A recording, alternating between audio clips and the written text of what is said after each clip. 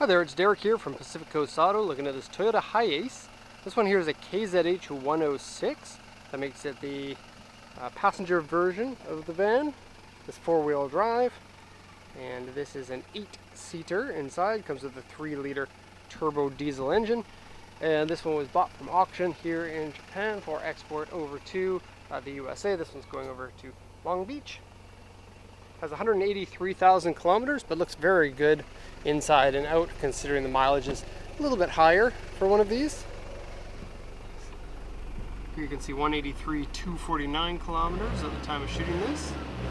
And sorry, the camera doesn't like focusing very well on that digital gauge set.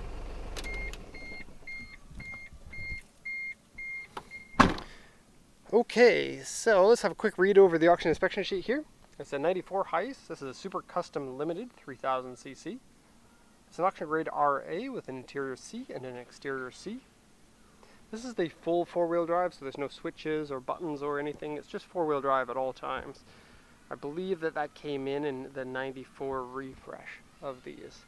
Otherwise, the older ones had selectable four-wheel drive, and the older ones had the manual locking hubs. This one here is full automatic. Okay, 183,161 kilometers. This mark here says that there was no reserve on this one, which is pretty uncommon in the Japanese auctions. Report here says windshield rock chip, interior dirty, and cigarette burn and wear, underside surface rust and corrosion, various scratches, dents, and repainted sections. The battery is dead on it. Actually, the battery was dead. They drove it here to me just today, and now the car will restart without a battery jump box. So the battery is good. End panel is bent and front cross member has a small bend. These are accident damage, this is why it is an R grade. But if you take a look at the front and the rear, everything looks like it is pretty good, pretty straight, and there's nothing that really concerns me on this one.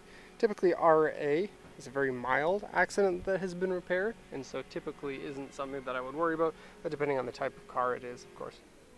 Looking at the auction inspection sheet here for the diagram, there are mild scratches in various places. There's two things to mention. There's S1 over here and S1 here, that is rust. So let me show you that before I do the once around. There's some rock chips. Here's one of them. And this is where the S is. Here's another. And here's another. Now other than that, the front end looks pretty good. This grille has been repainted. Oddly not fully repainted, so it's a little bit different color in the center than it is on the outside. It's not just the camera playing tricks. And the other S1 is more serious. This is more what you can expect from S1, is this. Now it says the underside corrosion. I actually didn't find any corrosion. The typical first place they'll corrode is right on the suspension mount here.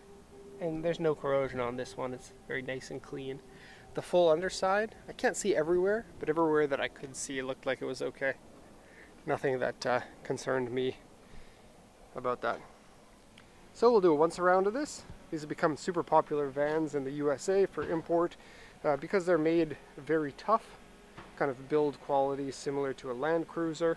They're four-wheel drive, and that small diesel engine in a spacious minivan. I guess you could kind of call it a minivan. Here in Japan, this is a full-size van, so this would be comparable to like the Dodge, Ford, or Chevy vans that they have in America, but of course it's Japanese, and so it's more Japanese size. Worldwide, these are super popular in countries due to their reliability mostly, and I guess availability of parts. It's very easy to service these in basically any country that you need to. Because they're shaped like a brick, they have good interior dimensions. You can fit a lot of stuff in, plus there's 1, 2, 3, 4 sunroofs. On this one, the Super Custom Limited comes with that as an option. I think it actually isn't an option on Super Custom Limited. I think all of them have that. Okay, so this one has clearance sonar, but I think it's broken. It's showing that there's something behind the back left of the vehicle, but there's actually, as you can see, nothing there. And so maybe a bad sensor over there. Okay, there's a bit of fade on the windshield wipers. Mild for a vehicle this old. Okay, the power folding mirrors don't work. This one folded in, but it wouldn't fold back out.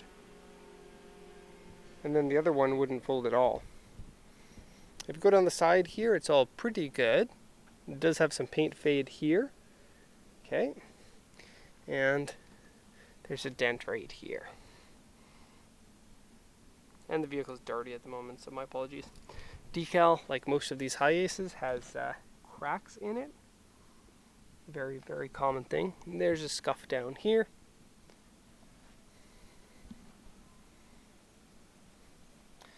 Scuff on the back bumper here.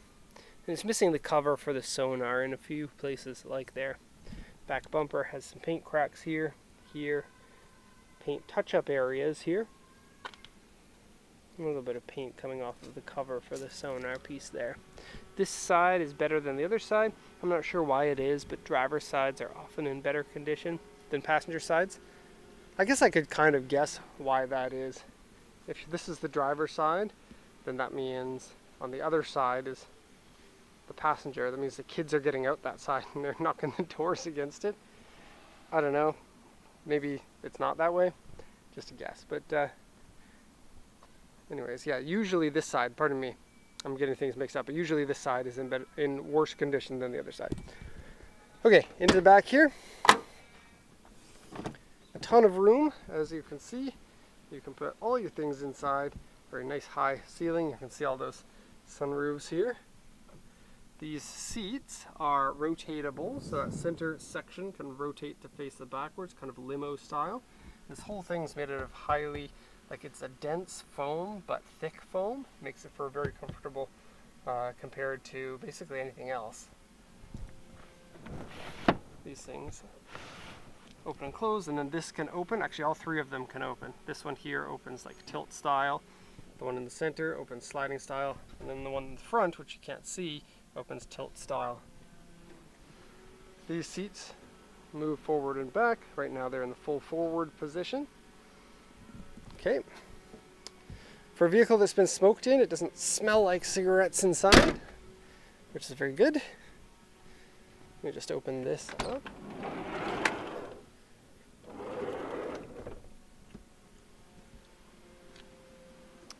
Okay, to get into the back is cool because the seats semi-rotate. Flip this forward and that will click like that. And then you can get in and out of the back if you want. A lot of these vans are in really good condition in these full back seats because they're the ones that would get used the least. There's a cool little storage bin here. It's actually openable from the back too. You might have seen that. And yeah, all of these seats, if you lay them flat, it'll make like a surface that can be slept on. Okay, put this back into shape. Got a minivan coming, a Nissan Serena. That's the second time that Coconoa's come by, their daycare. My son used to go to that daycare, and he hated it. But he went to two daycares at the same time because they didn't have space at the other one. And so naturally the one that he went to more often was the one that he would like. Okay, here's the front. It's a cab over design, so you are basically in your seating position right up against the front. Now in the new version of the Hiace, this isn't the case anymore. Drive there, because if you hit something, you're more prone to be hurt. It is a large vehicle, has a lot of mass. It's going to crumple other things that you hit, but something to think about if you're interested in buying one of these. And yeah, the current generation of the Hiace is the first one that doesn't have a cab over design. Okay, so into the interior here, you can see 2 speakers in the door. It's the kind of thing that you get in higher end vehicles. Let's have another quick look at those cool digital gauge set. Okay, the AC doesn't work. Cigarette burn on the interior is right here. There's a substance here, I don't know what that is, but this one here is the cigarette burn. It's mild, and that's not something that concerns me. Okay, there's some wear on the headrest. Okay, power seat, that works. Power tilting, that works. There's an aftermarket rubber mat in here. Nice high pile carpet underneath in good condition. Automatic transmission is good. The Hiaces come in manual, but for these passenger versions, like the KZN106, it's very uncommon. I'm not sure what Joyful Talk is. As far as I know, it's some sort of an intercom system between the front and the back, but I'm not sure how it works, because every time I've looked at one of these, I've never had someone else to play around with it. When you turn it on, you have like a dial here for volume, and you can hear some crackling coming from the back. It kind of sounds like it's piping through like the audio system, but I'm not entirely sure how that works.